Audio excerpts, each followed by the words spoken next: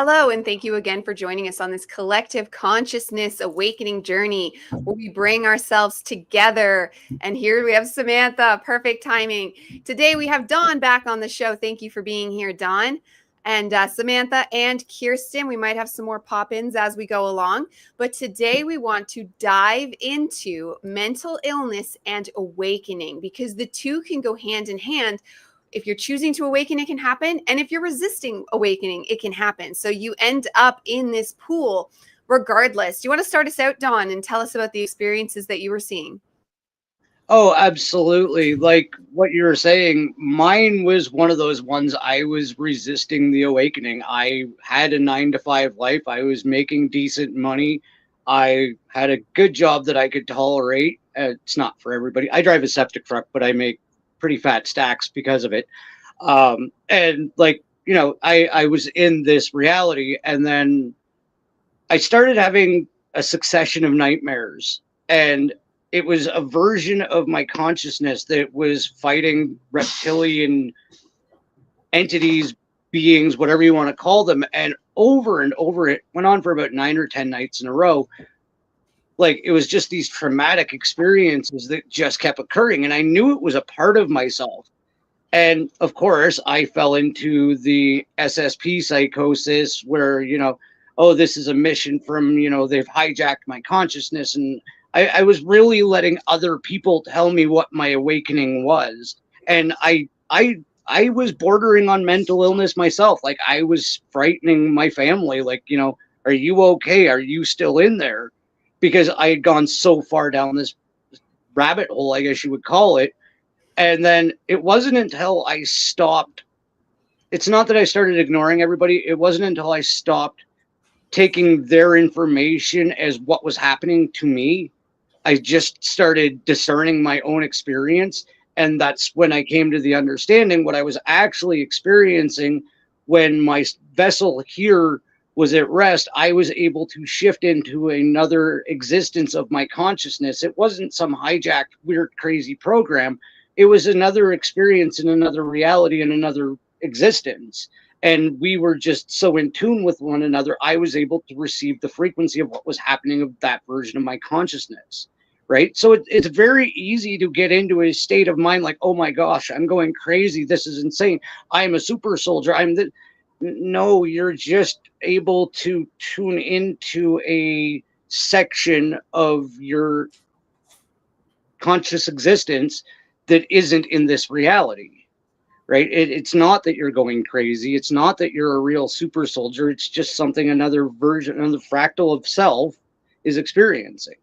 And that was a very hard thing for me to process all at once, because I didn't get the soft awakening because I tried to fight it. I got kicked out of bed like, wake up or we're going to drive you insane. Yes. Yeah. Perfectly put. And love the Punisher hat. I was a super fan back in the day. And it's true. And I would say, like, you do become like a super soldier, if you mean like when you're attached to the higher self and the mission comes online and it's like a calling that you like have to do something. That is what happens when you attach to those higher parts. And resisting them, I went through very similar, where it was basically mental illness before getting on board, sovereign discernment, walking down the path, and doing the work. And Samantha, I know that you've been going through upgrades lately and you were feeling like a certain type of way. Do you want to like let the crowd know what that feels like and how to experience it? Yeah, why not? So when you have an energetic upgrade, we'll just dispense with all the flowery terms. I think it sometimes throws people off that aren't kind of au fait with it. So basically what happens is you're on this spiritual evolution, and you get energy coming into you essentially, and it's from higher dimensions, source consciousness, your guides, wherever. And what it's actually doing is it's integrating and it's building in your system. So I recently went through something with my nervous system, which is obviously integral to dealing with energy work, because I'm essentially an energy worker. So what they were doing is, because I was running basically larger and larger. Hello, Jason. I don't know you, but hello. Hi, Jason. Yeah. because you're running more and more energy, they essentially had to blow out my feet. It's going to be different for everybody. Everybody's going to experience this. But what tends to happen, I mean, Kirsten will vouch for me, I do tend to go a bit loopy when I'm running really large amounts of energy. And yeah, they had to overwhelm me to stretch out my nervous system to then repair it. And what actually happened was, I had a complete meltdown. And it can look very different for everybody, like Don's experience, where he was having this awakening and he was streaming like different aspects of his own consciousness, which is really disorientating, isn't it?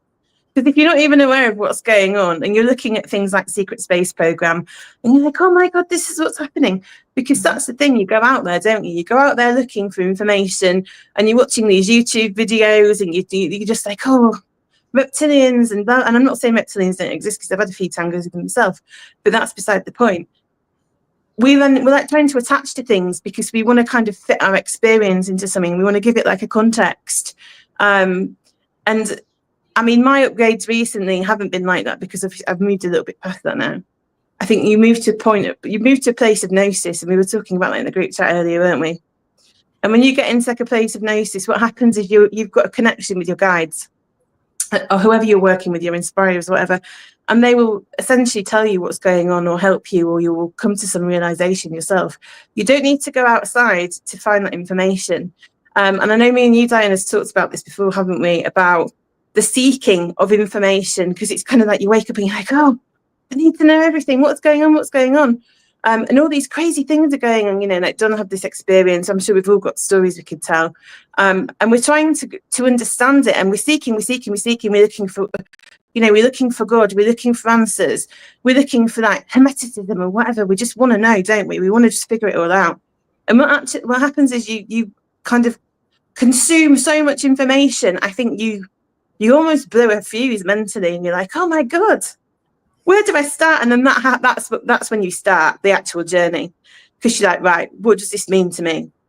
What can I take from that and tailor it to my own personal journey, and then integrate it, and how will it serve me and serve the people, essentially? Yeah, 100%. That's so spot on. Kirsten, what's your experience and like the way that this has presented itself to you? Well, I had a very gradual awakening experience that was stretched over, decades, honestly. So I didn't get until recently. Recently, I've been getting hit with a lot of major upgrades that I wasn't really expecting. But so it didn't affect me in the same way. But I had a friend who, actually the person who introduced me to shamanism, he was very young at the time, and we did some magic work together, and we did other stuff, and he really had a gift for seeing spirits and seeing into other dimensions, but he really was not able to fully. He had a lot of trouble with that because he got on the wrong path, and he got really into dark entities and stuff, and eventually, and he was diagnosed with schizophrenia, which I think is just like you were talking about, not having good boundaries with all the astral and everything else. You're kind of getting all these different streams of consciousness, like Don and Sam were talking about. And so, but then they put him on medication, and of course that really, he just became an extremely depressed person, and ended up working with dark entities. And he passed away very young because he was, that's the other thing. I mean, I think when you are open like that, it is sometimes if you haven't come to terms with that and learned how to set your boundaries, dark entities do get in, and they do make you think crazy things. They make you behave in strange ways. And so that's another aspect of it that I see a lot. And what I saw with him was that he really went down a very dark path, and he was being kind of controlled by entities that did not have his best interest at heart. And I tried to tell him about that, but he thought they were helping him. So he just kind of was like, oh, no, they're helping me. They're my friends. He had them on his altar. You know, I was like, dude, this is not good. But, you know, but he didn't, you know, he went with them and yeah, he ended up wandering out in the wilderness and dying by himself, and nobody knows what happened. So, you know, that's the kind of thing that can happen. I do think, and what has really helped me, you really have to work with your lower chakras, because I find so many people who do not want to work with their lower chakras. They're like, no, I want to open my crown. And it's like, if your root is blocked, you do not need to open your crown. You're just going to be floating off. But so, yeah, that's been my personal experience with it. What about you, Diana? Well, I just want to add, like what you said there, the root, you have like your two divisions. And when people, because that's common, people want to do the top three, the top two, that's Luciferianism. But then also likewise, the materialist staying in the bottom three, that's Satanism. And the middle, the bridge is the Christ, the heart center. So you need to have them all. And if they don't want to worry about the roots because they're too tangled, just focus on the heart, because it will naturally take care of all of it. That was a thing that helped me get through, because I had very blocked lowers. And it's interesting you say yours took so long, because you got to awaken earlier. Well, I too got to awaken way earlier than the norm. Like it started for me in basically my whole life. Like I have the selenium in Sagittarius. I'm always talking about that. I'm like, I just realized with all this talk of the new Pope that I'm like, oh, I have a selenium, mine's Sagittarius. And that's all about philosophy and spirituality.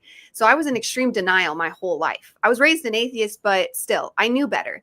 And then 2012 came around and the energies were so intense. They wouldn't let me get away with anything anymore, like Dawn was saying.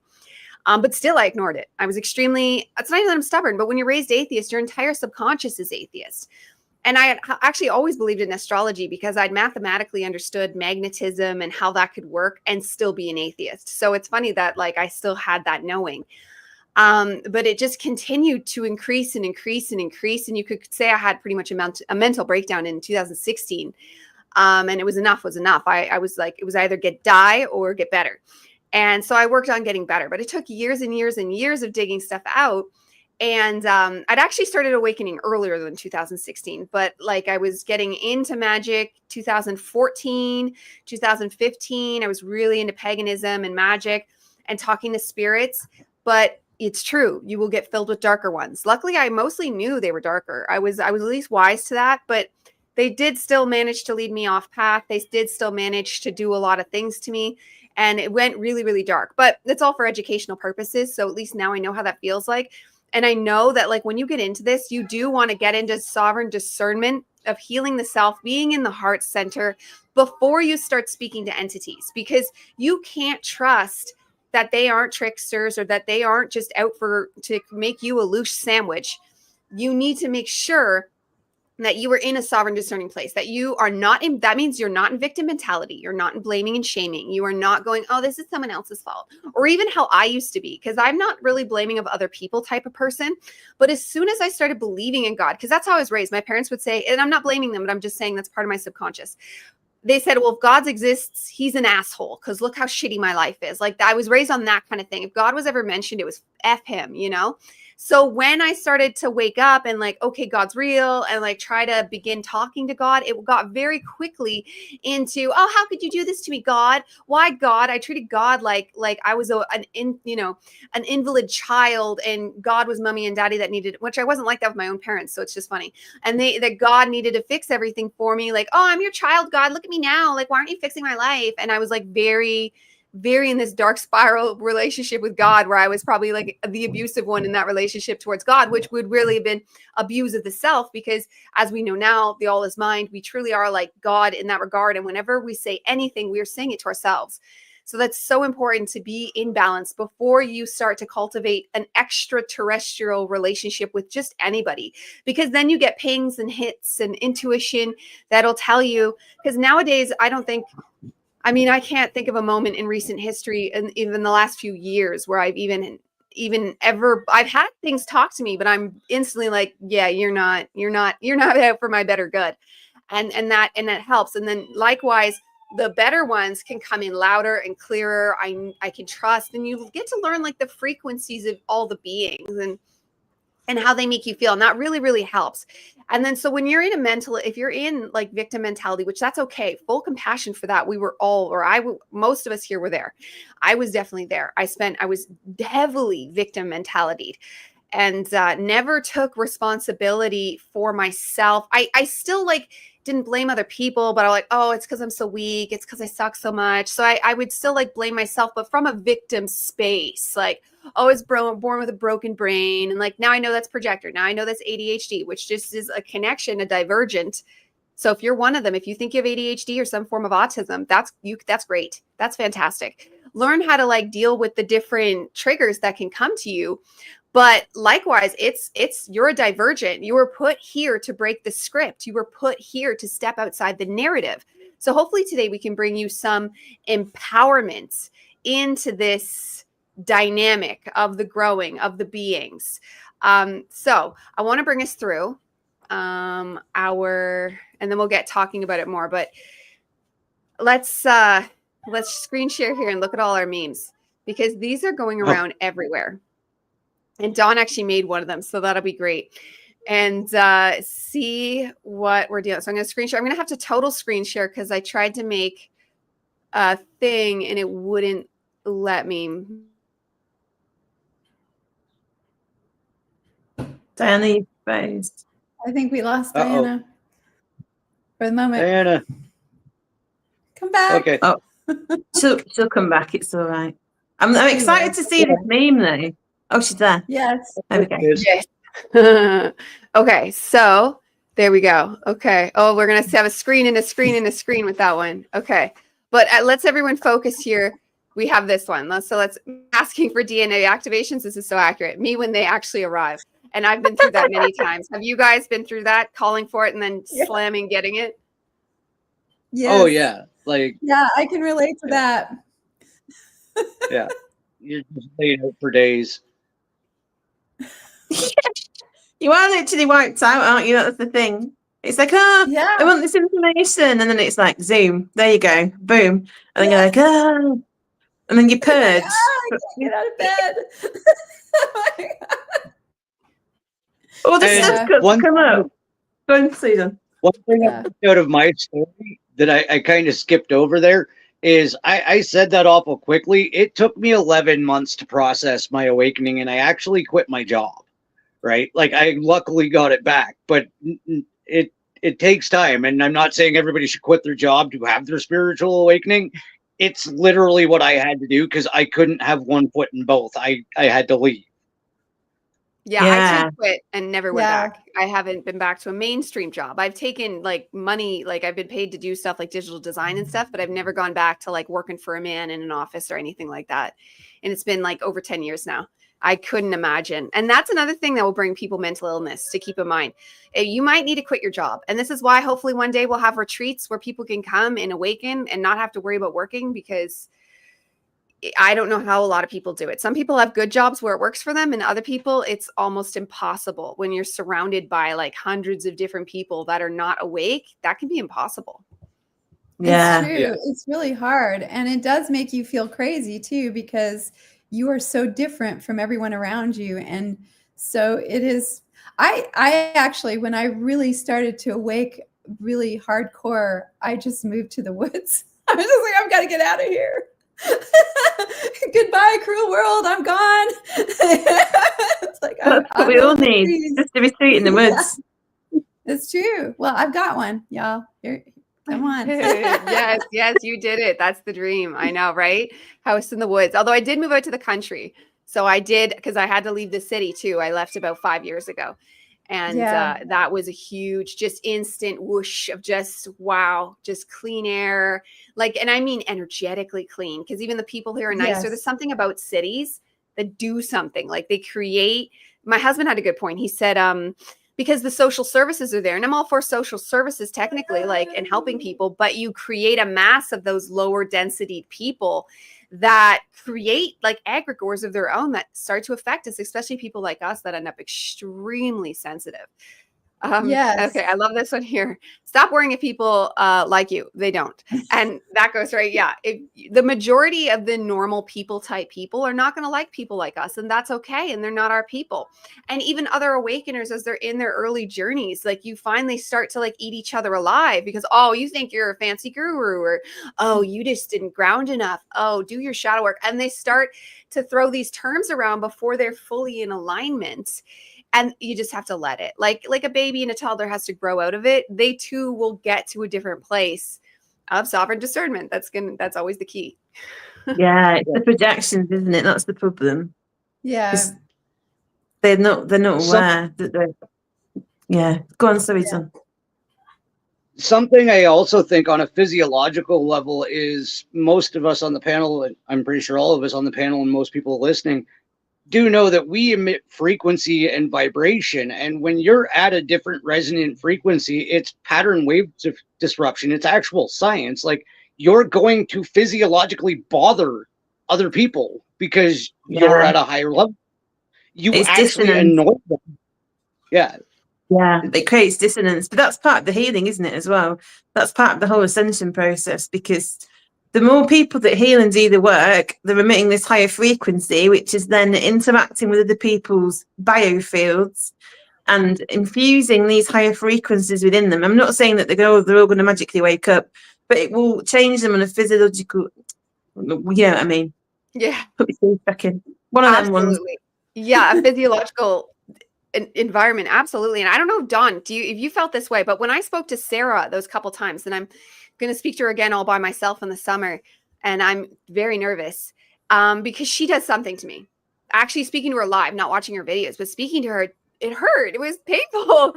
And like, and I'm not a star-strikey person. I used to work in film. I met famous people. It's not because she's famous. It might be a little because I'm in love with her. I don't know. But like, there's something that happens when I'm speaking to her that's like, and like, but like, I want to speak to her and it's like, but she does something. She's that next level. But like, I welcome it. Like, blast me with your rays. I truly felt blessed. I think one of the nicest things I got told was, you said I held my own, and that was a huge compliment, because there is a vibrational frequency coming out of that being that is very intimidating, and a knowledge base that it's like, okay, I know a fair bit of what I'm talking about, but I just sit there in awe, like, yeah, tell me, because it is that experience when you meet somebody with pretty much every answer to the question you could possibly have. It's one of those humbling experiences. And I found the way that I was able to get through it is I had like, okay, the initial interview I was going to do with her, how did you start to do this, blah, blah, blah. And then I just had a list of my own personal questions. And it was just like, okay, this is just stuff I want to know. And she was so gracious with it and understanding, and even asked me to rephrase some of them.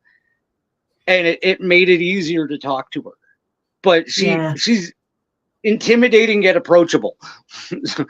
Yes. Yeah. I'm already working on my questions, and I'm not speaking to her until August. And I'm already trying to get like the perfect questions, like with that understanding that she can answer almost everything. Okay. So with this one, we have nobody gets angrier than a narcissist being accused of something they definitely did. And this one, I don't know, I forget who added this one, but it's true. And it's good. I kept it in to bring to light that there's a difference between somebody spiritually awakening, or even somebody that's choosing not to spiritually awakening, but they're still going through the mental illness of denying that. But there's an innocence there. There's compassion. There's an innocence in awakening in the mental illness. But then there's recognizing you're dealing with a narcissist, because a victim mentality person can seem narcissistic, but you learn the difference between, because victim mentality comes with narcissism, but there's a difference between a full-blown born and gonna probably stay a narcissist. It's a lack of self-responsibility, isn't it? That's the problem that with a narcissist, because it is victim, because it's like, oh, why is this happening to me? Because it's, why are you doing this to me? And it's an inability to take responsibility for their actions. Yes, exactly. And the difference between someone who has a narcissistic tendency and someone who is just full-on narcissist and probably can't be helped, because I've tried to help them. It's very difficult. I don't know if they can be fully healed. I mean, surely they can. I think everything can be fully healed. I just don't know how that's done. But the difference is that a full-blown narcissist, it does not matter. You can't. You might as well not speak to them, because they're never. Someone who has narcissistic tendencies is able to say, oh yeah, well, maybe I did that, if you talk to them in a rational way. But you can't do that with a narcissist, because it doesn't matter what you say to them. They're never going to hear anything you say. They have no empathy. They don't even, I don't think they even fully understand that other people are not them. They don't. That's the problem. Everybody's an extension of them. They're all like marionettes or puppets in their own world. Yes, exactly. Yeah, 100%. Go ahead. I also think that, like, you used two key phrases right there, and it is perfectly said. Narcissists don't have empathy. That's why they tend to feed off of empaths, because we are so open and caring, and people who have that empathetic tendency to them are naturally draw narcissists in and are huge targets for them, because we're just an energetic source, right? You can convince an empath that, no matter how bad it gets, you should love this narcissist because you can heal them, you can help them. No, not every time you can, right? There are situations where they have just become able to sustain themselves off of your emotional energy and frequency, because you are so empathetic, and you almost enable the narcissist to continue to be a narcissist. You are enabling them. Yeah, you're right. It's empathy without boundaries, and it's just as destructive as being a narcissist. That's true. It really is. Yes. And there's something to keep to bring awareness to this, because I myself, in that early awakening phase, did get sucked in fully by a narcissist. And I'm not blaming, because it's my own fault at the end of the day. But I did, like, as an empath, wanted to heal them. Oh, twin flame, because get out of the twin flame crap. That's a trap. Like all that. But like, I'm a wounded bird. I need healing. And the empath wants to heal other people. That's a calling. That's for real. But if you're not healing yourself, you're not doing anything for anybody.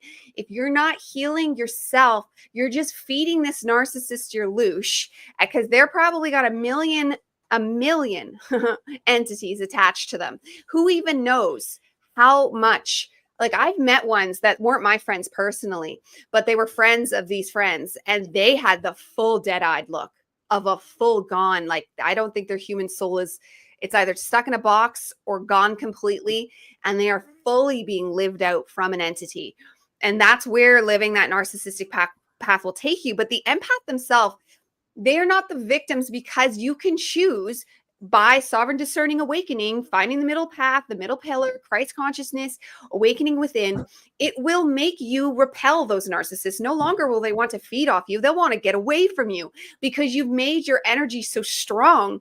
You're no longer a weak feeding ground for them, but you're still an empath, and you can still heal anybody that's ready to be healed. But the ones that are just there to take advantage of you will naturally flee. I have found that, because I used to be, I've had several narcissists, grab onto me and just be like, oh, I want to suck your energy. And I had to really learn to set those boundaries. But now I've just learned, one of the things that narcissists really dislike is if you just say things just the way they are. They can't stand that, and they will go away.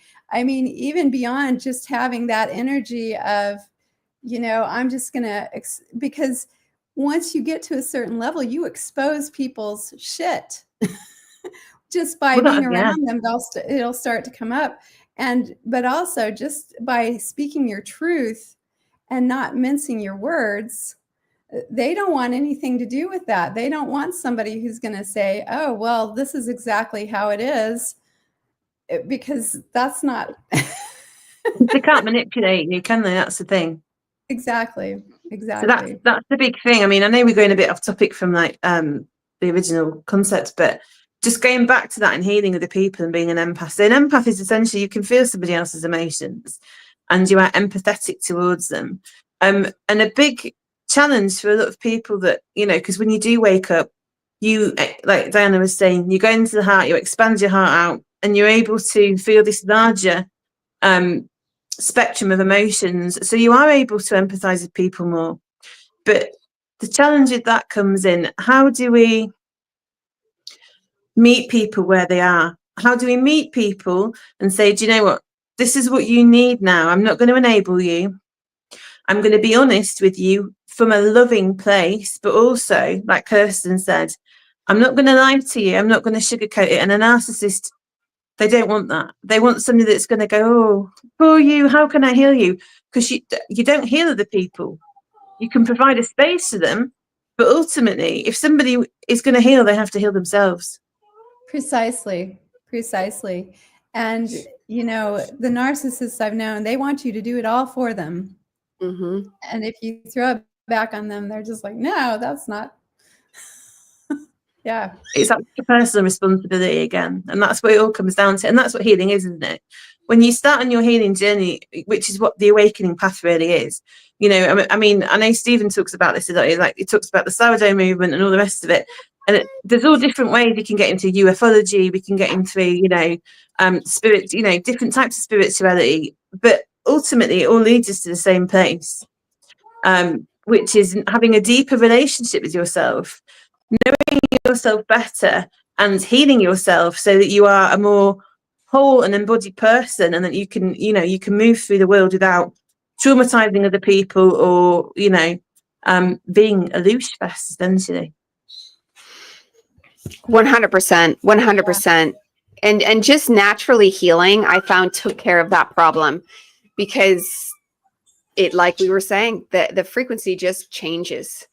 And then this can kind of tie into that. It's better to appear strange to others than to be a stranger to yourself. And that's exactly what's going to happen if you're laying, like, because I was very like, you know, oh, I have martyr I'm a martyr investigator. So I had like lay down my life for all, to heal the world. I will just sacrifice myself.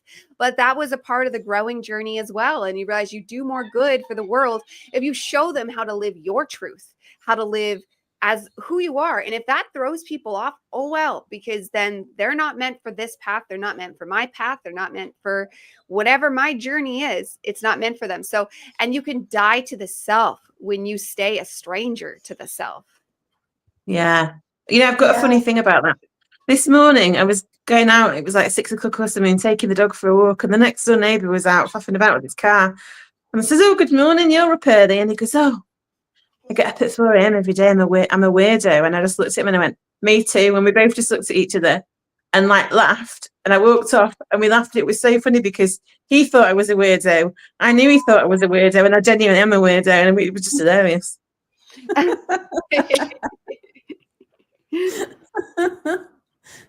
It's true. And it does help to own it, because I have people say probably offensive stuff to me where I, like, if I wasn't like a Sagittarius, if I was a Pisces or something, I might cry. But I'm a Sagittarius, so I'm very able to be like, yeah, I guess I am. Yeah, cool. I've got a Sagittarius, like, and Diana as well.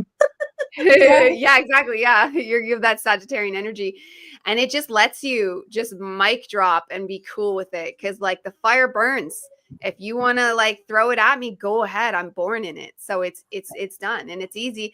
And it's funny because like I wish I could tell old me this was always weird and always like had this cool like edge and stuff, but then I would still let myself be made small. Like when I went to work, that's why work was torture. When I went to work, I'd just change, and like people didn't eat. Like I remember going out for like to a bar after with work people, and they were like, whoa, you were not who I thought you were. And I'm like, yeah. Yeah, that used Yeah, to happen to me absolutely. too. And now it doesn't happen because people know I'm weird, and I'm good with that. And I'm like you, Diana. They say things to me that might be offensive, and I'm just like, yeah. I am weird. I flat out had a coworker. He found out that I did a podcast, and he's like, well, what do you talk about?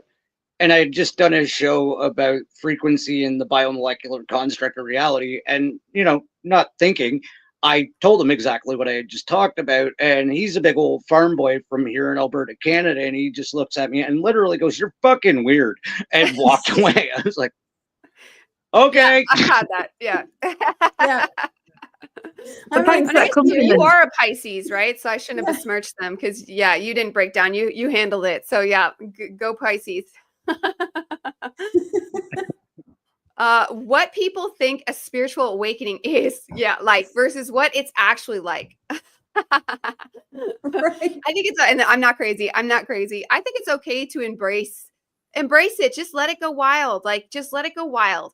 I keep like, and I haven't gone crazy in a while. And I was just saying to Stephen not that long ago that like, I miss it. I actually miss my cognitive dissonance because afterwards would come a massive upgrade. And now it's like, I am getting my downloads, but like my system is like used to handling it. And like, it just upgrades into my being. And it was so funny to miss it. It's like, how could you, but like, it was something, I don't know.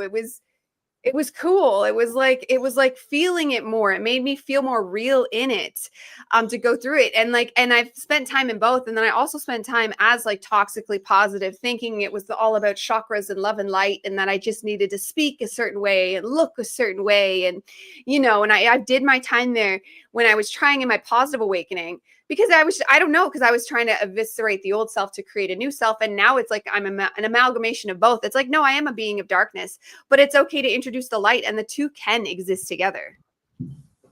That's the whole Yeah. point, isn't it? That's Yeah. the wholeness of your being, and it's all to do with perspective, because we talk about the shadow, and the shadow is only dangerous when you lock it in the basement and it becomes this angry monster that's out of control.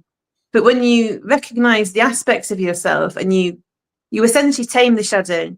It was like what we were saying about astrology. You know, you look at your astrology placements and you go, oh, you know, this is a bit of a malefic placement. But then you like, what can it teach me? How can I take this, flip it on its head, and use it as a positive force? You know, and that's how you turn it into a superpower. And your astrology doesn't rule you. You then, you know, you basically walk your own path. And it's the same with shadow work, essentially. So because I mean, we talk about the shadow, and we're going on a bit of a tangent now, but it isn't just the bad stuff that's the shadow. We've got good bits as well that we shove down, you know, and it's the whole point of healing is digging into that and bringing balance. Yes, very well said, Sam. That's true. And yeah, I think we've all, I mean, I know I went on that really, oh, I am all love and light. I'm all positive. Everything's lovely. It's a beautiful world. And and you know, then you find that dark night of the soul and go, oh, I guess I didn't really get that. But I think that was part of the New Age movement too, is just like, just think positive and everything will be good. It's like, I think it's part of the process though, Kirsten, because I don't know. I mean, I know you had more of a extended period of awakening, which I'm very jealous about. I'm not going to lie. I'm one of those, like, we call it like a gangster's pasty in the UK. It's like not to cooked in like 60 seconds. So nothing ever happens to me. It's like, right, okay, we're doing this. All right, okay. And it's like the most intense, crazy, wild ride for 2 days. And I'm like, right, okay, I've had a full nervous system upgrade, you know? So I'm a little bit jealous about that. But I know, like, the thing that I want to touch on, which can make us feel a little bit unhinged, is, you know, you have this awakening and you're like, oh, like Diana was saying, you know, you like, I don't know, you pick up a practice, so you might do meditation and you're like, oh, I'm in this bliss state, or at least I was. And I was like, oh, I must not have any shadow. And I remember thinking this like a couple of years ago. Oh, I'm healed. I have nothing. I'm in this state of bliss. And I remember like driving down the country road with the kids in the car going, oh, the sun is so amazing. I can feel it on my skin. Oh, the world is perfect. And I was heading for an absolutely massive, like, emotional, spiritual, like, life car crash. And then the huge tower moment came, and it was like, oh my God, you know, I've got all this stuff to look at. And that can be really destabilizing as well. And I think we talk about mental illness. I mean, depression is quite a big one, I think, for a lot of people in this path, because you become really detached and disillusioned. And some of the things that you've got to deal with can be really destabilizing, you know. So yeah, I don't know if you've had something similar to that, Don, because you sounded like you had a bit of a mad awakening as well. Yeah, the way I got kind of, I jokingly say I got pushed out of bed, but yeah, it was very traumatic. Like it felt like I was constantly having a million thoughts at once, and I didn't even know which ones were mine because it just opened up all at once. And I was like, I've gone crazy. I've lost my mind. And then once I was, like you're saying, you start to figure it out in channels or streams or frequencies, whatever way you want to, the noise got less noisy and I could start to get it from one spot at a time. And it's like, there's a weird story that I tell about this. Another podcaster asked me if I thought we were living in a simulation, and I really sat and thought on it, and I ended up falling asleep. And I woke up the next day, and not only did I know where to find everything I needed to write a paper on it, I woke up with a rudimentary understanding of quantum physics. Now, I'm not making fun of myself. I completed my educational process in the indoctrination system in grade 10 because I had a child and moved on and needed employment. So I never studied any of this. I've never, it just was there. So there are aspects of self that we can absolutely come in tune with as well, instead of just crashing into them. It sounds like you're tuning in, like when you were breaking it down. So do you know when you get like the TV or the radio and it's like static, which is all because you probably won't know this, Don. I had a Kundalini awakening a couple of years ago, and that was kind of what happened to me. Like I've been on the spiritual path for a couple of years. I did my meditation, and like I said, I was in this bliss state. I had this Kundalini awakening, and it completely destroyed my life. I subsequently have left nursing now. I can't work anymore. I can't function in normal society because I'm just not of that kind of frequency anymore. And that isn't to say there's anything wrong with that. It's just where I am at the moment. It just isn't conducive to me living a happy and healthy life.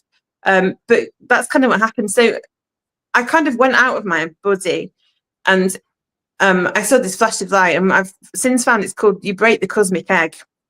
And it was like loads of channels of information were literally just streaming through me. Like, and I felt at times, I felt like I was going to actually vomit because it was so overwhelming. I was like, ah, and I was hallucinating, and I was, you know, I thought I was like, I thought I was a goddess, but not, I mean, I laugh about this all the time because I'm big on the goddess now, but I actually thought I was a goddess because I was like having this like weird psychosis. It was absolutely crazy, you know, so I really can sympathize with that. But what I did find was I was given all this information, and they were telling me about the nature of reality and how it's structured, and they were giving me all these terms, and I was putting them on like Twitter, and I was like, blah, blah, blah, and they were like, what does this mean? I'm like, I don't know. Yeah. Got no idea. I've got no idea how to integrate that into modern physics. This is just what I've been told. This is just what I know. David, I'm so sorry. How long have you been here?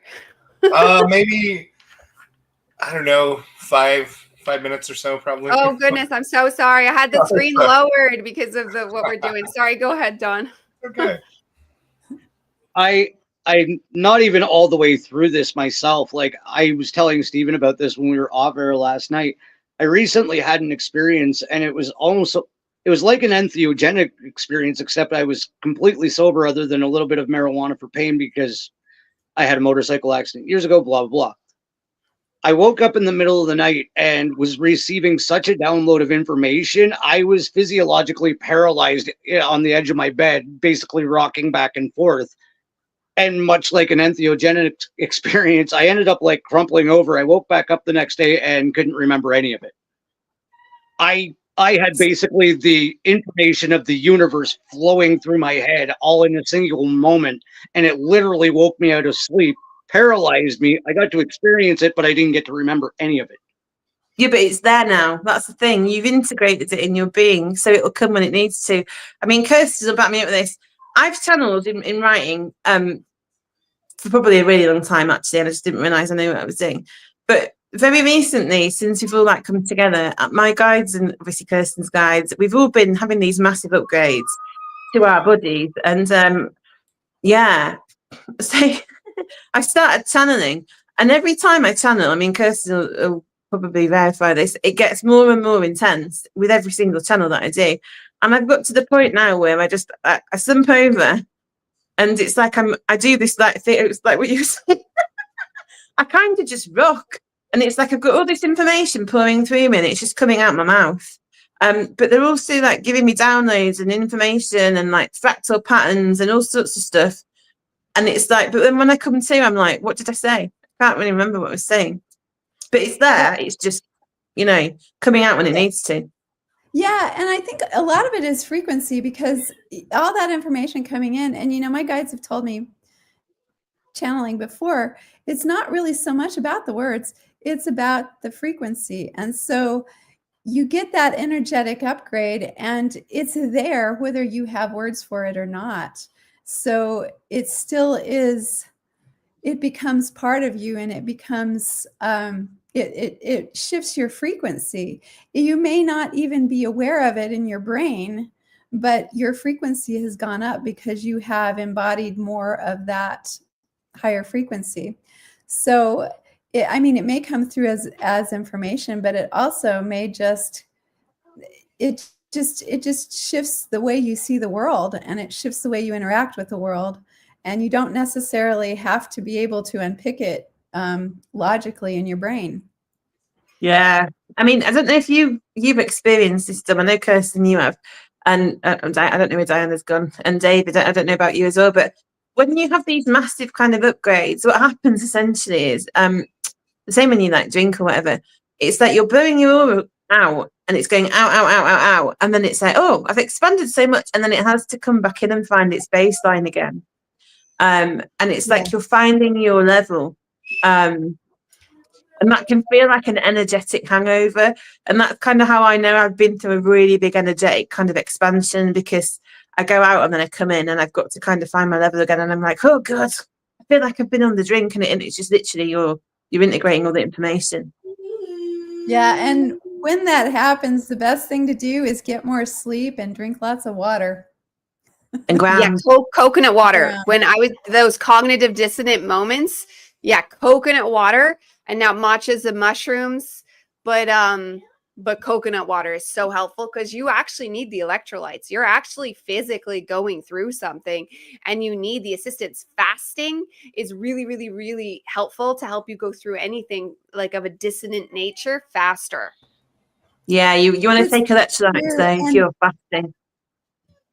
Yeah. It'll go back to that. It's that electric charge, isn't it? Because that's what you're essentially doing. It's your nervous system.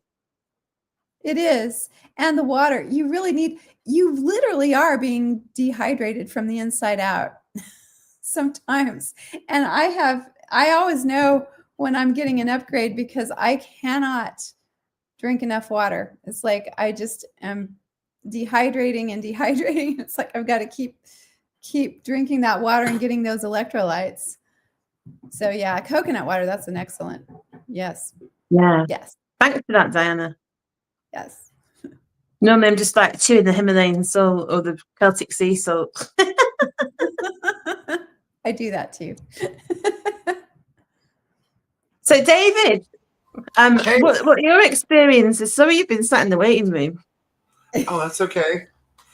So I don't think I heard the question that started this topic. What is it you want to know exactly?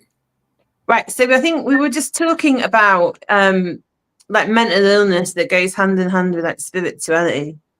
On our journeys, we've all had these things that have kind of tipped it into the batshit crazy category. Well, okay. So I mean, there's a lot of sides to that coin, because some of that reputation for being crazy is earned, right? because sometimes we actually are crazy. I mean, I know I have been. I mean, back in the summer, I experienced something profound, something. I've had a lot of experience. I had a near-death experience. I've had other Kundalini awakenings, but what happened to me in the summer was beyond any of that. And I did experience a period of time where I was probably legit batshit crazy. And there were some bad actors who were observing me at the time and took advantage of that to make it even worse. So it's kind of funny. I journeyed into the higher spheres, and I engaged in some kind of warfare for for our side, and we were successful. But when I came back here, the forces of darkness, whatever you want to call them, they could see me, and they weren't happy at what I had just done, and they came after me. And the fact that I was batshit crazy didn't help. It didn't help me to absorb that any better. Yeah, I bet that was difficult actually. And do you know, you made a really good point there, because they are aware of us without wanting to freak people out. You know, there are entities and there are forces out there that are aware of all these people that have come in here and they've come to kind of enlighten the world. And they're going to make it difficult for you. You know, there's the psychic attacks and all that kind of stuff. And I suppose when you've just blown your consciousness open, you're like a massive light beacon. Yeah, and they do come and get you. Yeah, the higher we rise, the easier we are to spot, because That's right. because the light shines in the darkness, right? That's right. Absolutely. That's absolutely right. And that is, I mean, that's also something to really think about when you start to expand, just being aware that, like Diana was saying previously, not all of the entities out there that are going to contact you have your best interest at heart. And so again, like Diana said, discernment. Yeah, Discernment. especially because they don't even have to be evil. So you're not even looking for a signature of evil. They could be good, but they're in for their own agenda. They're in, and it could be a good agenda, but it's their agenda, not yours. So you want to deal with the things that are your highest alignment. If you want happiness, bliss, love, and light of truth in this life, it needs to be your highest. I just want to point out there as well, Diana, every single entity that is coming into this world always has an agenda. It might align with your agenda, but it's always their own agenda. That's true. Exactly. Yeah. If you want it to be aligned with you, but it is always their own agenda. They're equally as alive beings as us, with their own narratives and their own that they're trying to push forward. That's why a lot of them are working with us, because we're the ones. That's what Jane and Seth were working together, because Jane was someone that was in alignment with what would work for Seth. Like, she talks about that often. So that's good to keep in mind. Yeah, it goes back to that frequency thing, doesn't it? What Dom was saying. Yes, 100%. So much. And then here we have, she didn't need to be saved. She needed to be found and appreciated for exactly who she was. And I want to add on to this, because this is about no other human and about no other being. I don't know who put this in the group. I like it, but when we're taking that from the self, you are your own savior. So you don't need to be saved by anybody else. You need to be appreciated and seen for who you are by exactly who you are. This is why I like astrology and human design and all those things, because you can start to dissect who you are from an actual energetic quantum lens of what you were meant to be as a blueprint. Yet it's also not going to be 100%. You want to weigh that with what you want. You want to weigh that with who you are. And it allows you to forgive what's going to stay, and it allows you to accept, and it allows you to latch onto the really good stuff and to pull stuff out of you that you might have left in the background, because you need to know thyself. That is so key. Yeah, absolutely. Yeah. Because that's what it comes down to, isn't it? It is. Yes. That's what I alluded to. Like, even with my own awakening, when I was listening to everyone else tell me it was SSP or it was this, or, was I ever in Montauk? It wasn't until I filtered all of that out and allowed myself to think about what was going on and what I was experiencing that I actually understood any of it.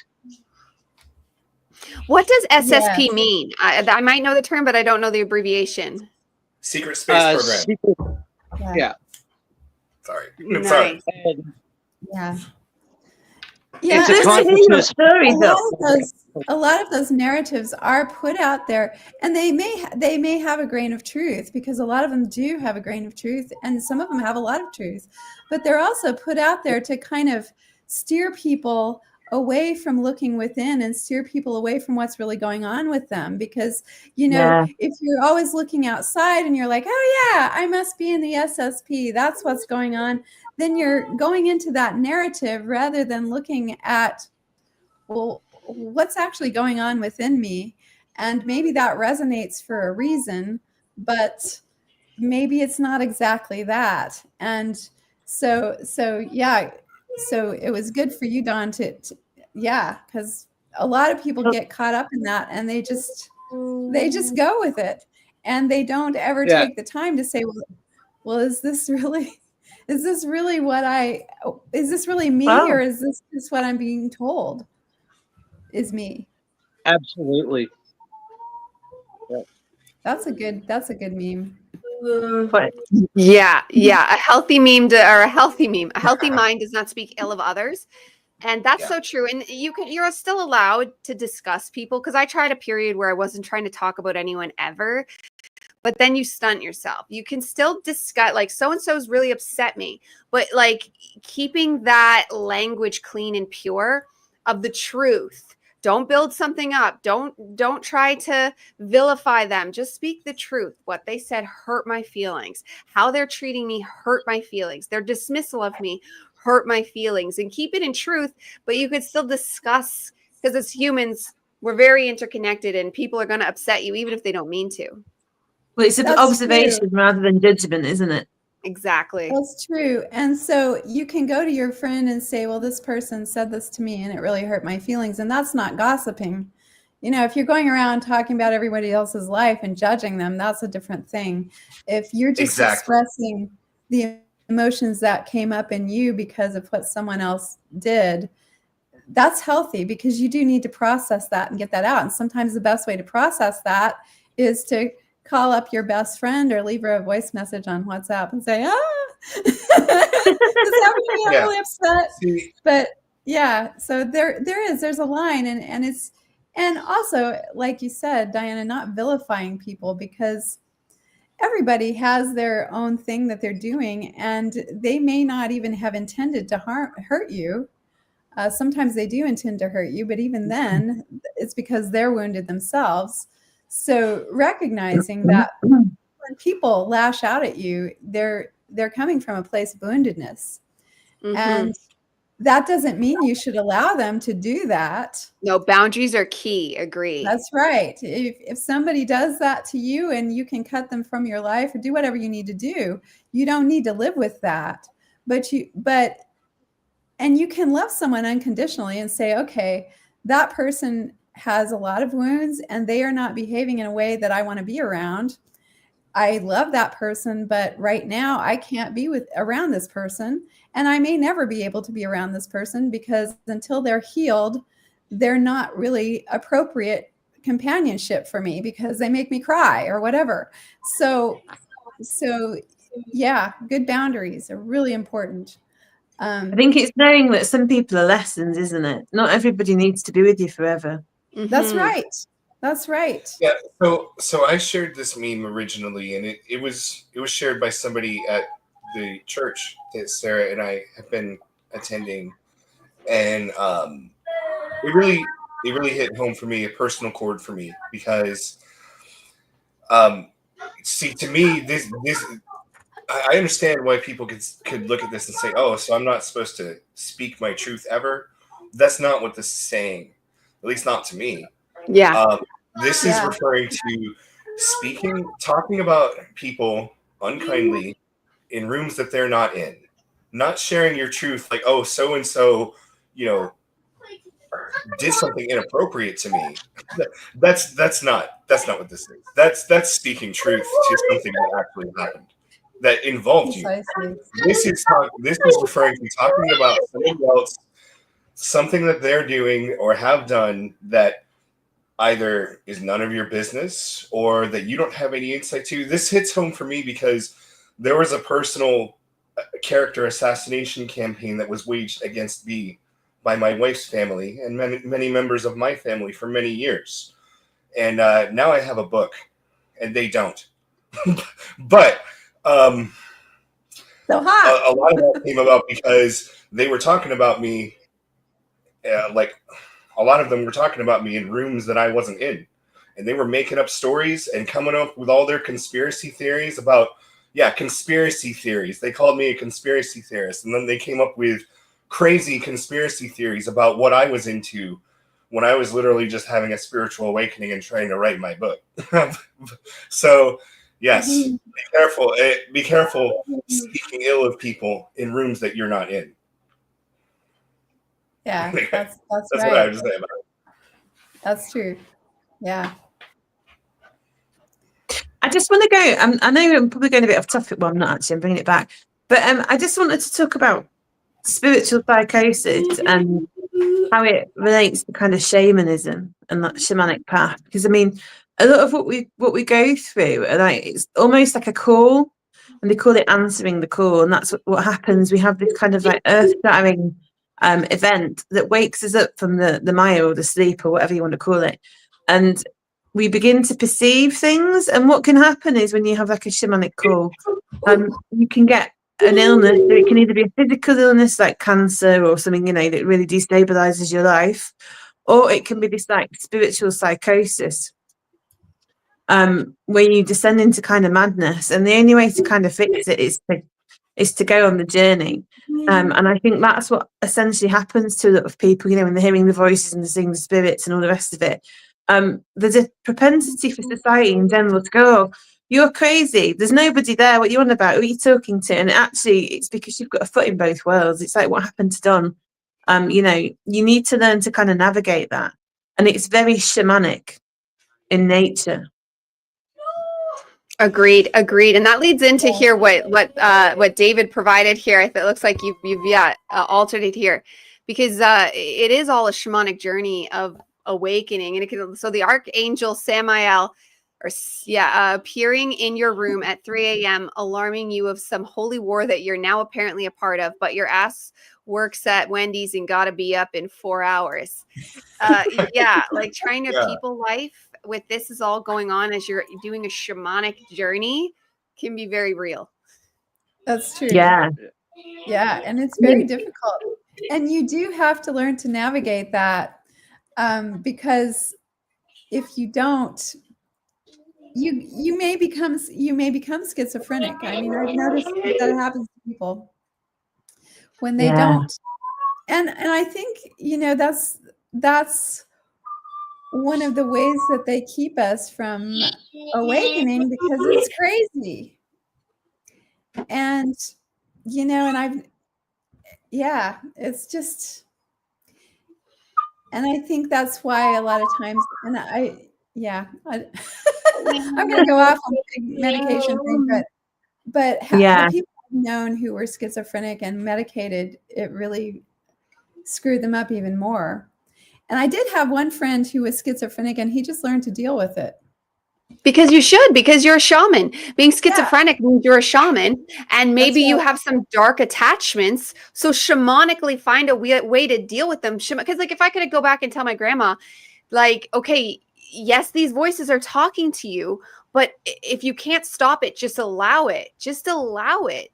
But she would let it like drive her nuts, and she believed the narrative that it was not because I right from the get-go knew it was something else. And it's funny that I could be an atheist, but I also believed in interdimensional beings because I saw stuff as a child. Like I saw things that was so viscerally real. There was no telling myself that was a hallucination. I saw them. So I made up my own narrative that I knew about dimensions. I knew we were interlayered. I just knew it. And that turns out to be true. And so with her schizophrenia, I knew things were talking to her that were real. And I knew she could have dealt with it differently instead of going into hospitals and going on the strict medication. And she basically found her best medication in vodka, and she was an extreme alcoholic. We're talking multiple bottles a day. And that was how she dealt. She didn't get to live a happy life. She got to live a tortured existence where she was barely hanging on to being she couldn't go into public much. Like it was sad. And there's a lot of people in that same situation where if they just knew how to shamanically deal with it, they could still be okay. Even if they never shut that voice saying, kill everyone. Like if that stayed, you could still get to a place where that's okay. Well, like you were saying, that is probably an empty attachment, and she's just really hyper aware. But you do find that with a lot of people, they use drink and drugs to numb out, and that's the same with the medication. It's like, oh, I can function on my medication. It's like, no, you're just prolonging the inevitable, because what actually needs to happen is this massive crisis where you completely dissolve yourself, and then you're basically reborn. And what would happen in the old days, if you were a bit weird and wonderful in the village, they'd be like the shaman or whatever, go, oh, come on, you come with me, and they'd take you off and they'd train you, and there'd be that support there. But whereas that isn't available now because we're in this kind of materialistic I'm going to say cult, really. It's like this medical materialism kind of cult, and the pill reigns supreme, and so does the doctor. Yeah, 100%. And Yeah. that actually leads into something Diana and I were going to talk about is mental illness misnomers like dementia and Alzheimer's. And if you even look at the etymology of those words, okay, dementia damn near has the word dimension in it. So we know that people are seeing into multiple dimensions. The one that I most on the forefront have experienced is both of my grandmothers passed from Alzheimer's. And the most prevalent experience that I can bring to light was at one point, my grandma, my mom's mother, locked herself in her apartment, and my mom finally showed up and got her to open the door a little bit. And she's like, yeah. When my mom got in, my grandmother was holding an armload of her belongings, demanding to go home because she thought she was in the wrong place, because she was in an aspect of her childhood mind, but she was also able to see the current aspect because she understood who my mother was. So in that moment, my grandmother was both a child and herself at the exact same time, right? And we in North America are some of the few throughout this entire planet that medicate and lock away our elders and mentally gifted people. Yes, there is some psychosis in this reality. There is some actual mental illness, but I think a lot of this is misdiagnosed and misunderstood. And instead of embracing it, we just lock people away and medicate them. Exactly. There's always a way to fix it, isn't there? That's the problem. Yeah. It's just they don't know it. Also, we're taught a lot of times that our emotions are not good. So, like, I actually had a conversation with one of my yoga students today who's going through a really difficult time. And she said, I think there's something wrong with me because I feel so sad and I want to cry. And I was like, well, that's a normal reaction to what's happening in your life. That's not crazy. That means you need to cry and you should cry because this is horrible. And, I mean, I didn't say that, but we're taught that, oh, well, I'm really depressed, so I need to be medicated because there's something wrong with me. No, if you're depressed, it's because you're not listening to your soul. And you need to take a look at your life and say, why do I feel so bad? And you will find, I think most times, I mean, there may be some sort of depression that's just some kind of chemical thing, but I think most of the time it's that you're not listening to your soul. You're not living your best life. And you need to really sit with yourself and say, okay, what do I need to change? Because this is not working for me.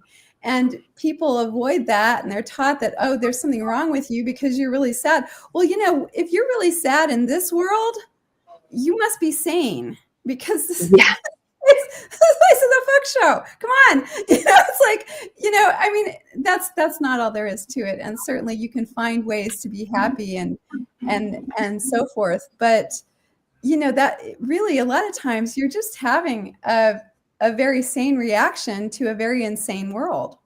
Yeah, because sadness is legit. Just let yourself be sad. But depression is repression. You're depressed because you are repressing yourself. I learned that first from Jim Carrey, who's actually an awakened person. And then there's a song by my favorite singer period, Rory. And she has depression, regret, or repression as a whole song.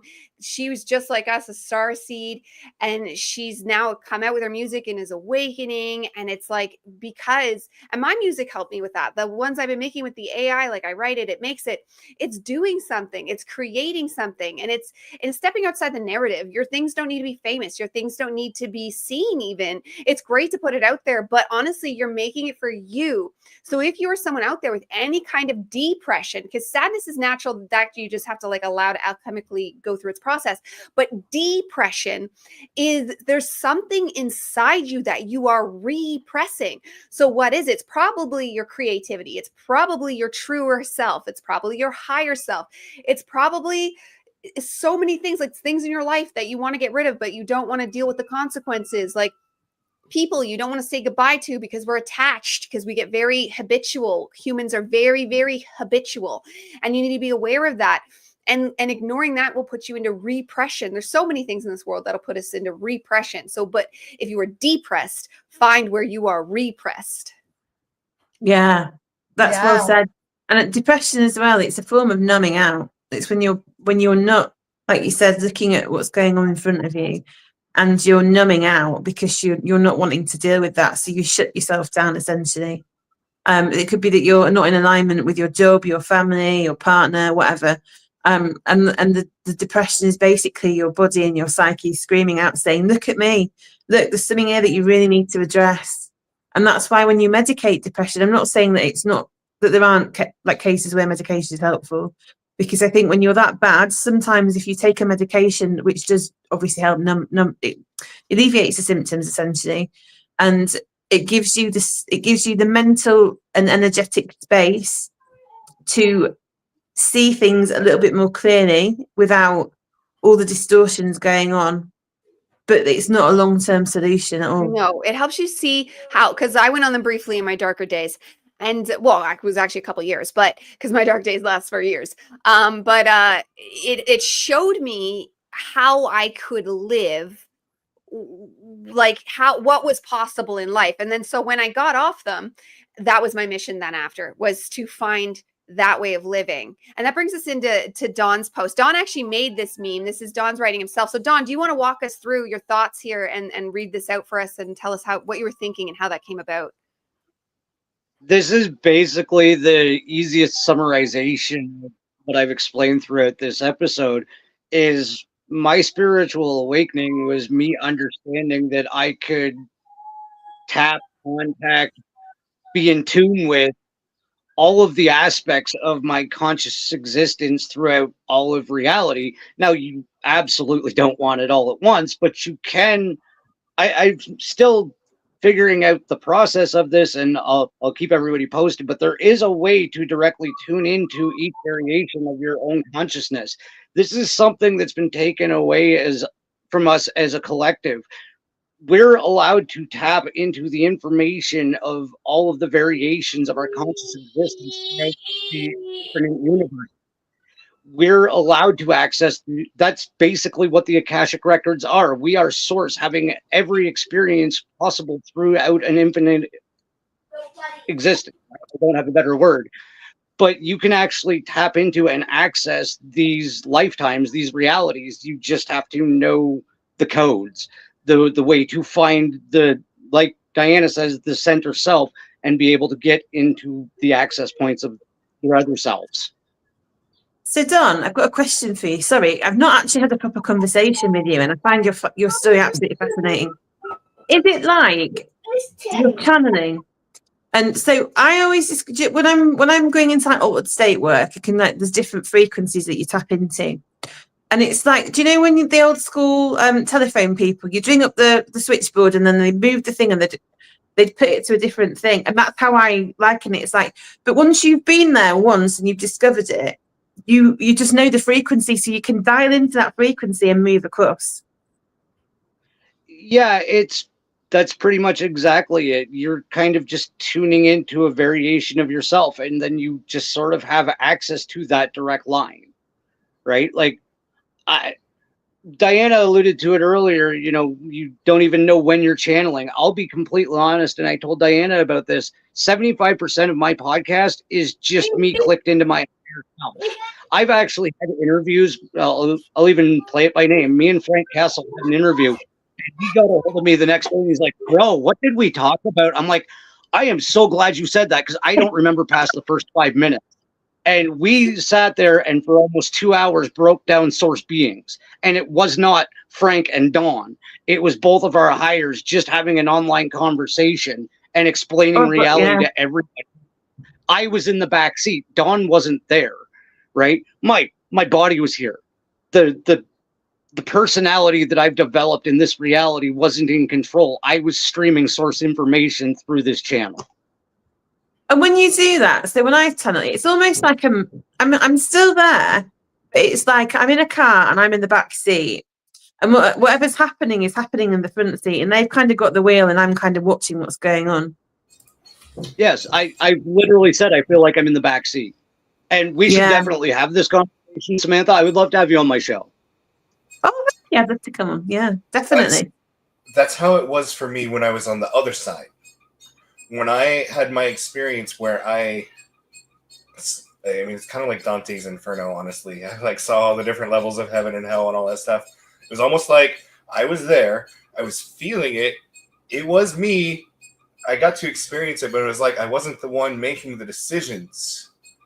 It's like happening, and I was just along for the ride to experience it. It was weird. So you like in a, yeah. is it like a cinema or something, David? That's Like just what? kind. So did it feel like you were kind of in a cinema?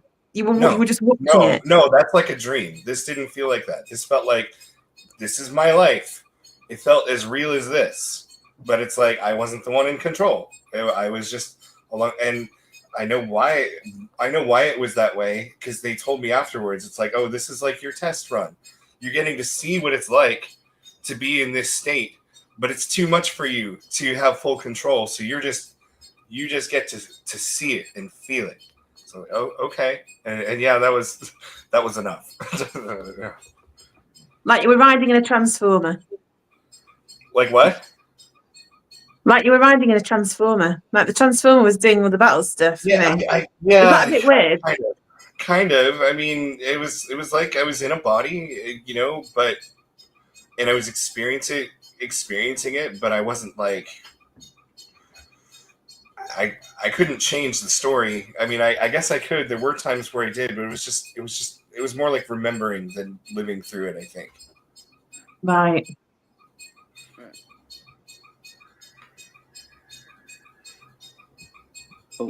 Where's Diana gone? I don't know. I Diana actually get when she comes in and she like, yeah. No, I was just really fascinated because I've never had anything like that. So I've had dreams where they've seemed really, really real, and then it's really strange, and then I've woken up and gone, oh, I'm in a dream, and it's not. I'm like kind of waiting to wake up, and I don't. Well, I don't think anybody's ever had anything like that before. In the summer, what I experienced, it was almost like I was on another timeline where the ascension happened, and or it was getting ready to happen, and I had to go back to the ninth dimension to get reinforcements or something. And once that happened, it was like I was on this whole other adventure, and I went to a lower version of Earth, and I went to hell and another version of hell, and I went to the lowest version of hell, which was this quantum supercomputer where when they steal souls from people, that's where they put them. And then from there, those souls can be kind of farmed out. Like you think of human trafficking. It's kind of like a version of that, the worst version. And and then I saw the fourth dimension quite a bit, and then there was a version of the fifth dimension and the seventh and the ninth. Basically, what happened was after I came back up from hell to Earth, it was almost like, oh, we solved all the problems in hell, but now there's still big problems on Earth and in heaven because it turns out the disease we were trying to fix was up there too. So then I had to go to the higher realms, and we had to battle evil forces there. And eventually, in the ninth dimension, there was a fallen Arcturian who was kind of they kind of said he was the new Satan, and we had to defeat him. And then after that, it was that whole timeline started to kind of unravel, and I was back here in my skin on July 1st, and for the next 2 weeks, I experienced divine psychosis, Mandela effects, and a few attacks. Also, I was attacked by a few people with entities in them, and not just that. That was also when my life went crazy. So yeah, it was a lot happening at once. Yeah, it sounds like it was intense. It can be a lot. And you know what? One of our commenters here just posted something. It goes with one of the memes that got lost behind my computer. So yeah, the hospitalization is a very real threat a lot of us can face. And we kind of have to pretend we're cool. And one of our memes, it doesn't have a picture, but it says, "My therapist, or why aren't you being honest with me? Me, because I don't want to be hospitalized." Because the truth is you can't go to a natural therapist. This is why I came online as a counselor, and to do this, to talk to people during their awakening. This is what I do. I bring people through this because you can't go to a regular counselor.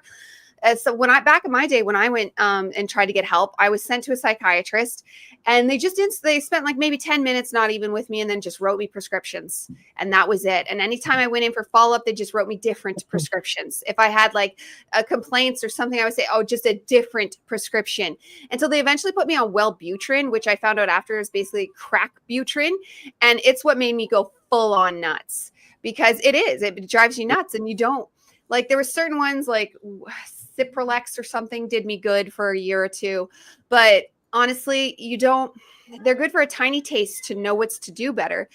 And we don't want to be hospitalized. We need to be allowed to go through our processes, which to the average Joe that's unawakened is going to seem insane. They're going to assume we're schizophrenic, and they'd want to lock us up. Even us now, if we were to go to a therapist now and try to tell them our stories, even though we're all in a healed place or healing places, they would still be like, "Oh God, you need to be hospitalized," because they don't believe us. They don't understand dimensions. They don't understand reality. They don't understand entities and the way we're layered. And they are not equipped to help us.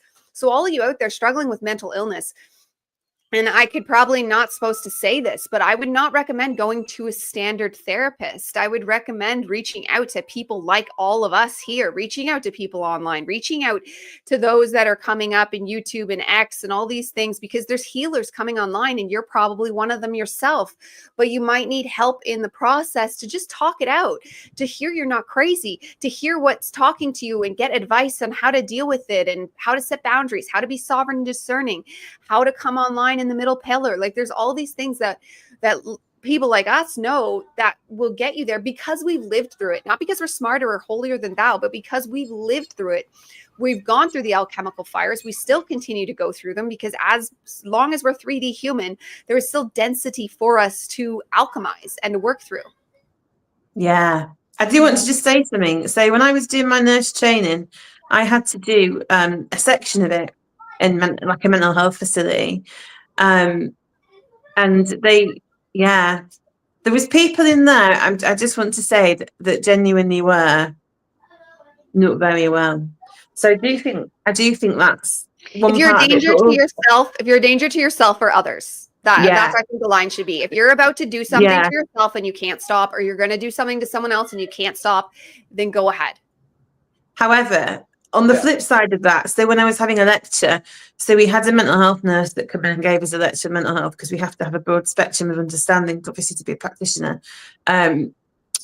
She talked about this. They brought this woman in, and I think she was just a bit wacky. I think she got drunk and been a bit silly, and which you tend to find if somebody has a substance or they drink or whatever, it can like set off an episode of psychosis.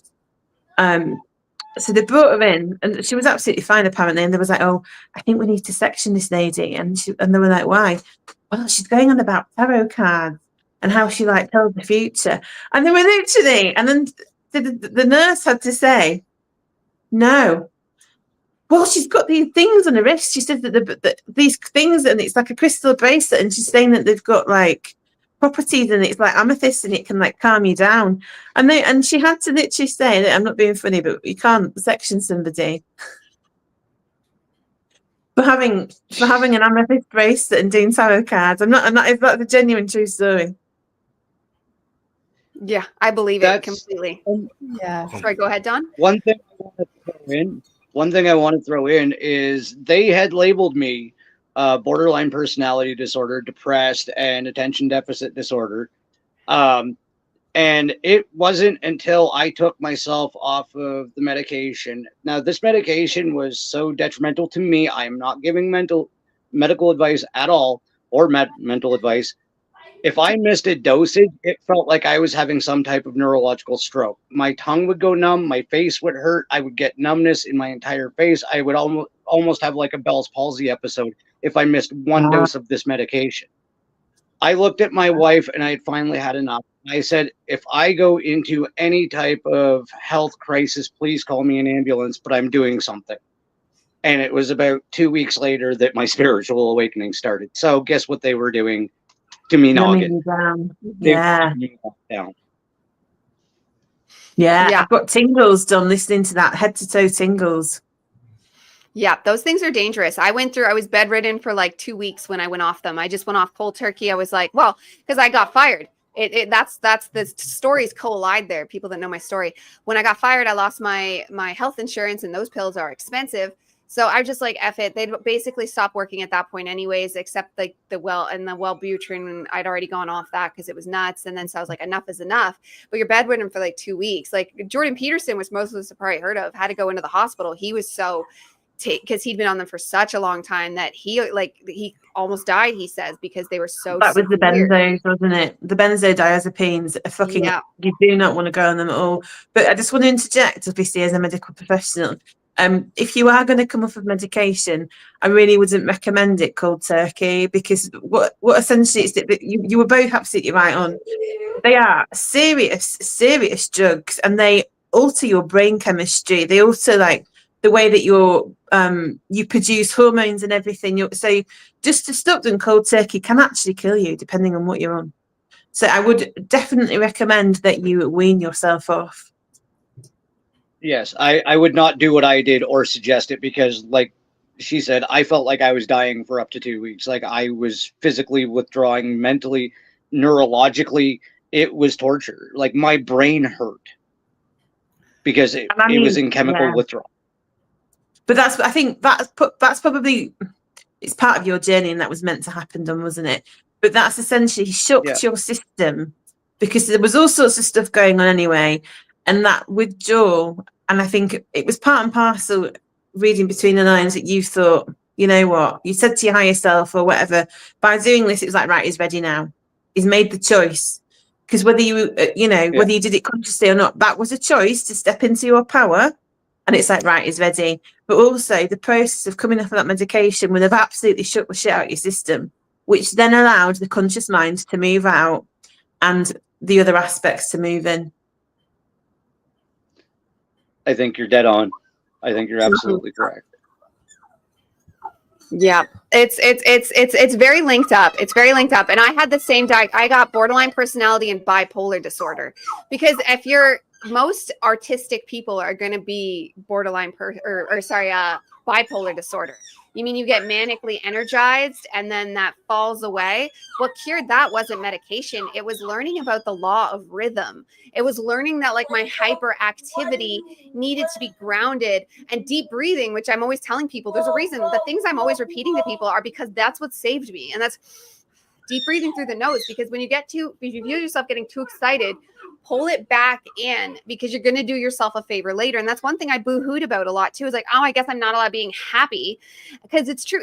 That's a little true. Like it's like you are allowed happiness, but it's going to change into like just a peace, a bliss, a joy. Instead of, I used to, honestly, when I was crazy, I was more happy. Like there was periods where I was more happy, but then there'd be weeks where I was manically depressed and unable to move. But I would get a couple of days of manic happiness that would just be like the best time of my entire life. And there was like, that was part of the reason I resisted my upgrading, is because I loved and lived for those times when I would be manically happy and be like almost like extra human, like be better than I normally was. And it took like bringing them together. Yeah, you made a good point there about the manically happy. Go on, Dom, sorry. No, I was just going to like totally agree. Go on. No, I was just saying, because when you go from one extreme to another, you've essentially got like a really potent injection of this experience of happiness, but it's not actually real happiness.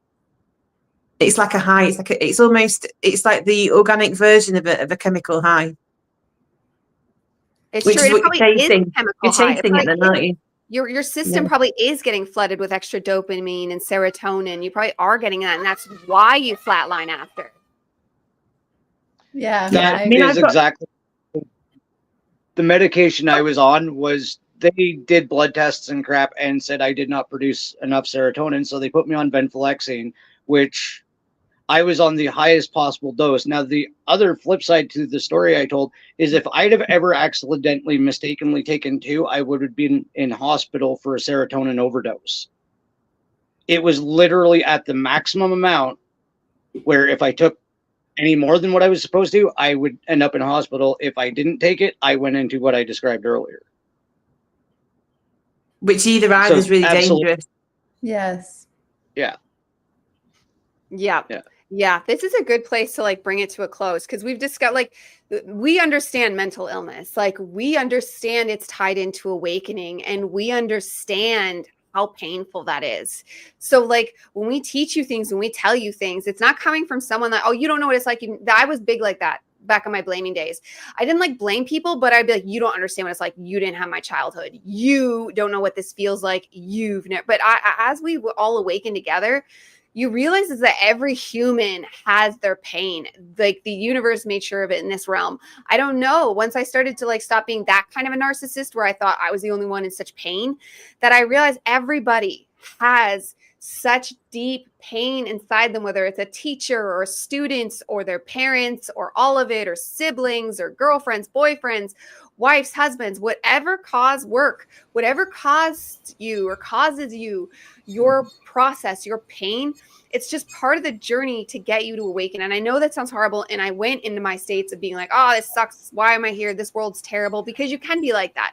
Or you could just become the spiritual warrior you are meant to be and go at it knowing that you can beat this, that you can become a better and bigger person than you ever thought you ever could be, because that's what the alchemical process does. And yes, it will be pain, but you can get used to that pain and do it like a warrior would. So let's go down the line and just like give people your final thoughts, what you want them to know if they're suffering with mental illness, of how they can alchemically or whatever you want to say to heal themselves and to put themselves on that better path. I guess I'll start, and what I would say most of all is what I learned so far in my journey, and this is just my own current understanding of myself, is just that listen to yourself over outside inner influences. Sorry, I got stuck on that word. As much as possible, because there's a direct communication with self, and you'll be able to self-diagnose better than anybody can externally. I agree with that, Don. And I would say also, you know, there are lots of ways to do that. You can sit in meditation. You can go out in nature. I recommend taking your shoes off, going outside and putting your bare feet on the ground. That really helps a lot. Just that simple thing will bring you back to center. And then you can listen better to because usually when this is happening, it's sending you a message, and it's just learning to discern what that message is. And also everybody's different and everybody's going to have their own thing. But the thing is that also seek out people who are spiritual themselves and have gone through like people like us who can kind of listen to what you have to say and say, okay, well, this isn't, you're not freaking out. This is, I mean, maybe you are freaking out, but you're not crazy. This is, this is part and parcel of the process. Beautiful. And David?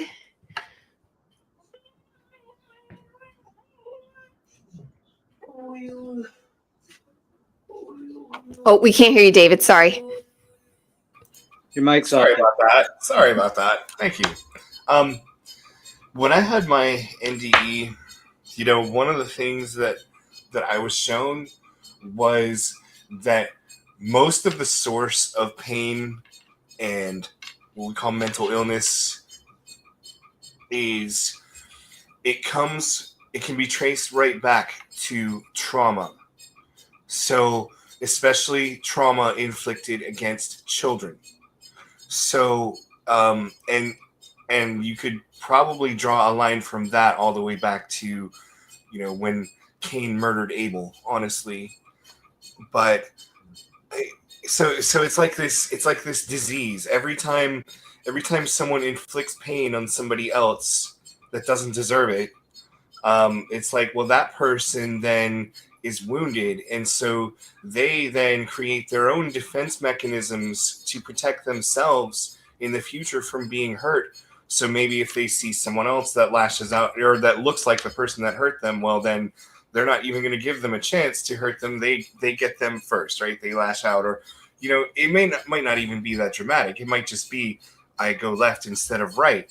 But regardless, a decision has been made because of fear and pain experienced in the past. So what I was shown is the only way to defeat that disease is to choose love and forgiveness and kindness and truth every time. And you can't control if someone else is going to do it, but you can control if you do it, and that stops the disease from spreading. Perfectly put.